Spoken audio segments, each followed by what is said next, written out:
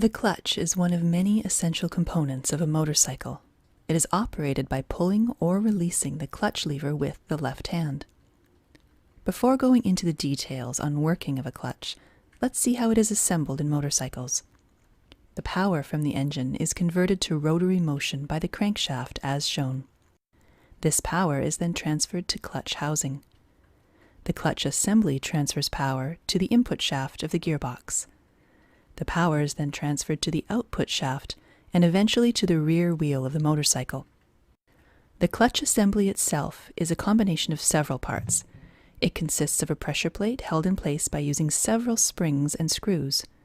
This plate presses against the clutch pack. The clutch pack consists of several steel and friction plates placed in alternate positions. The clutch basket and the inner hub are assembled with their axes aligned to the input shaft of the gearbox. Now let's understand how a clutch works. The clutch basket freewheels with respect to the gearbox. The engine power will spin the clutch basket, but it will not transfer any power to the gearbox. However, the inner hub is connected to the input shaft of the gearbox. If we spin this inner hub, then it will also spin the gearbox input shaft. Let's take a hypothetical connector with teeth on its internal and external portion that can interlock with both the clutch basket and the inner hub. If we insert this hypothetical connector between the clutch basket and the inner hub, then we can spin both of these at once and the engine power reaches the gearbox. And if we remove this hypothetical connector, the clutch basket and inner hub will be independent again and the engine power is disconnected. But there is a problem in using this connector. When the connector is removed, the inner hub spins due to inertia of the motorcycle rear wheel, and the outer basket spins due to engine power.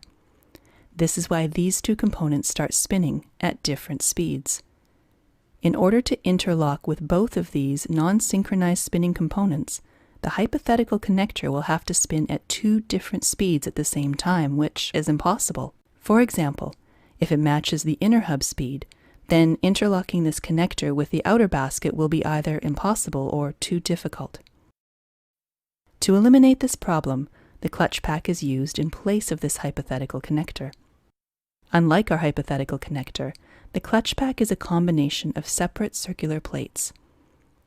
Let's take any two adjacent plates from the clutch pack.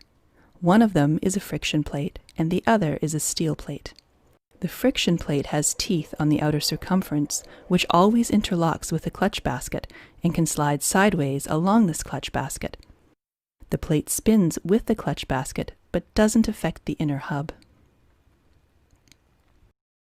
The steel plate has teeth in its inner portion, which always interlocks with the grooves in the inner hub and can slide sideways along this hub.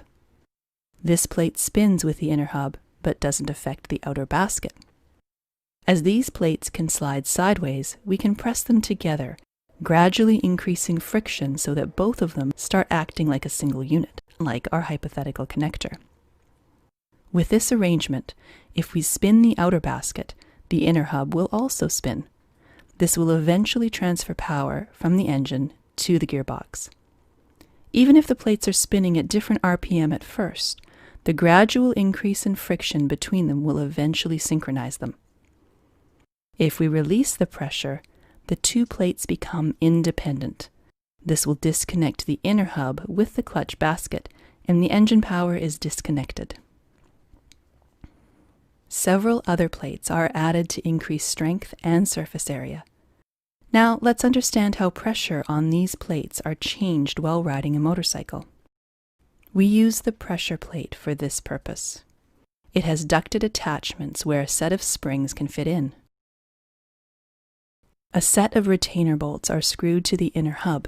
This causes the spring to compress and apply force on the clutch pack, resulting in sufficient friction between the plates. We can release the pressure on the clutch pack by pushing the pressure plate outwards. We can control this pressure by pulling or releasing the clutch lever. As the clutch lever is pulled or released, a cable or hydraulic system rotates an actuator arm as shown in the animation. This arm presses against the push rod towards the clutch. This rod goes through a duct inside the input shaft and pushes the pressure plate, releasing the pressure on the clutch pack. When the clutch lever is released, the springs again apply pressure to the clutch pack, as shown in the animation.